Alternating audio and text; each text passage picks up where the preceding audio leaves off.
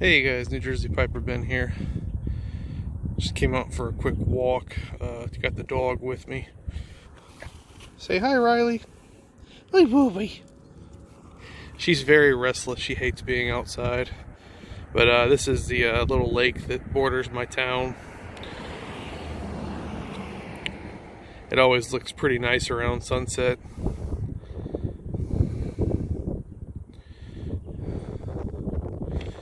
And the bridge that goes over into the other town.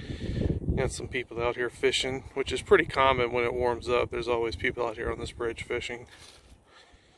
And then there's the other side over there. So yeah, it's a pretty nice little area. And the puppy's all stressed out, but she's doing okay. We needed to come out and get a little bit of exercise while the weather was so nice. There's been a ton of people outside today. Riley, you better sit. Sit. Sit. Sit. Good girl. Good girl. Pup, pup. Hi, dear puppy. Okay, see you on a bit. So our friend the Artful Codger recently released a video where he was profiling some vintage Dr. Grabow pipes. And I'm sitting there watching the video and just thinking to myself, you know, how have I made it this far in the hobby and bought as many pipes as I have without ever trying out a Dr. Grabow pipe or buying a Dr. Grabow pipe. And he's making some fantastic arguments for these vintage pipes from a fit and finish standpoint, from a smoking quality standpoint. So yeah, and I'm sitting there listening to him, and it's like, yeah, these things are pretty readily available. They're fantastic values for the money. They're really well made. They're using imported briar. And so yeah, I watched the video, and I don't even think I make it through the video where I hop onto YouTube and start looking at Dr. Grabows. So yeah, being the weak man that I am, and having a pretty serious case of pipe acquisition disorder, I bought a couple of vintage Dr. Grabow pipes. And he was specifically talking about the Ematic line, which I thought was a pretty cool feature. So I was lucky enough to find a couple of those as well. I found a seller just based on the stuff they had listed and the condition of the pipes. I could kind of tell the seller knew what they were doing. Yeah. So first up, we have a Dr. Grabow Starfire series. And just hoping that'll cooperate. Oh, nice. And Dr. Grabow Starfire. Nice little silver band there. Nice kind of wired ring grain on the diagonal. Super clean. Bowl's nice and clean. Let's see what we got. Yeah, it's not going to work. Yeah, it's not important. The bowl's clean. It was looks like a pretty well maintained pipe. And again, the seller did a great job cleaning this up. Stem's in fantastic condition. No oxidation. No serious tooth marks. And I believe he took care of some of the tooth marks. And another thing he mentioned is he said the rim up here was kind of in rough shape, beaten and battered, where they say it looked like somebody had kind of hit it on a hard surface to knock the tobacco out, which makes sense for Dr. Grabow.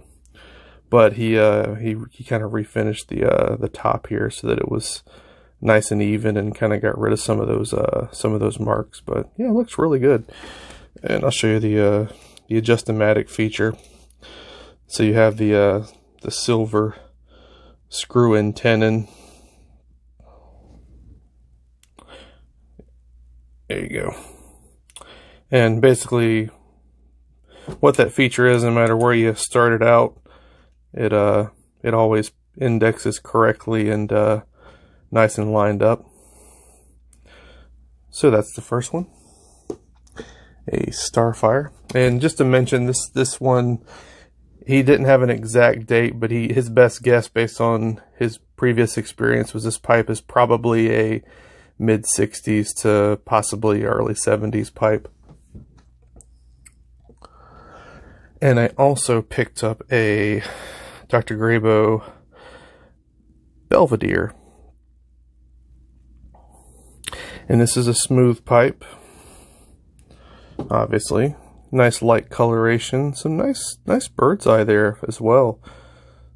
So again, this is something you kind of expect to see on a nice Savinelli or similar pipe. So yeah, the grain is, and it's not a Castello, but it looks pretty darn good for a sub $30 pipe. And again, super clean bowl.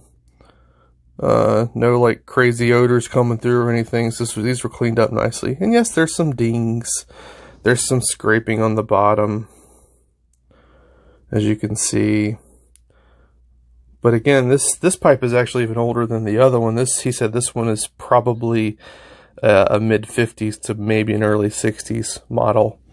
So yeah, these are actually my two only legit sort of vintage pipes now.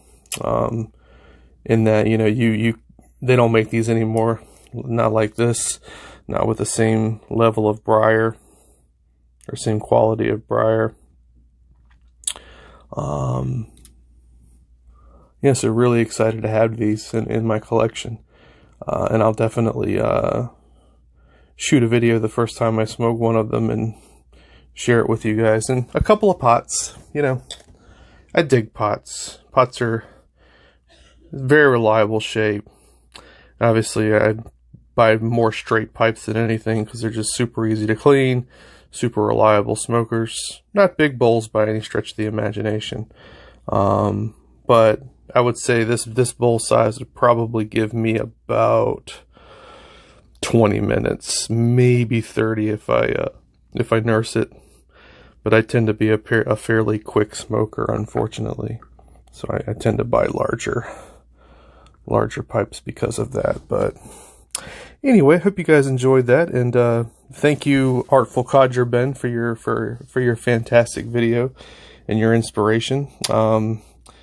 It's incredibly easy to convince me to buy new pipes for any particular reason, but again, he made such a compelling argument for those vintage Grabows and that Adjust Ematic line. So yeah, I couldn't resist, and I was very happy to find those, because I'm sure a lot of people, Piano Piper even mentioned this, because I was commenting on Briar Blue's last live stream. I was like, so who else watched Artful Codger's video and went and bought some Grabows? And Piano Piper was like, I did. I was like, I knew there was gonna be one of you out there that did it too. But yeah, that's good though. It's a fun hobby. All right, take care, guys.